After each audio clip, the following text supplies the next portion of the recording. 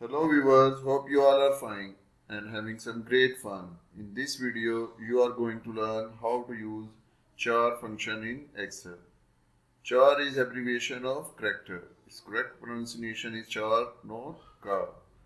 So the Excel has assigned different characters to the numbers, and that numbers are 1, 2, 2, 5.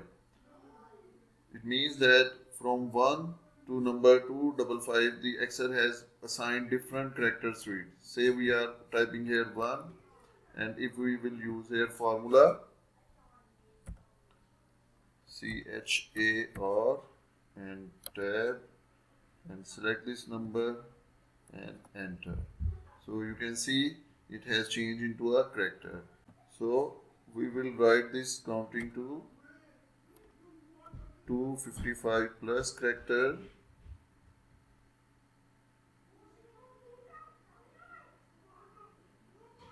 You can see now it has gone beyond 255. So we will back and we will drag this formula to remaining cell. And now you can see here different characters are assigned to different values. And if we will go beyond 255, here you can see no character is shown here, means that, as I have already said, that Excel has assigned number 1 to 255 different characters. So this is how you can see what character is assigned to what number.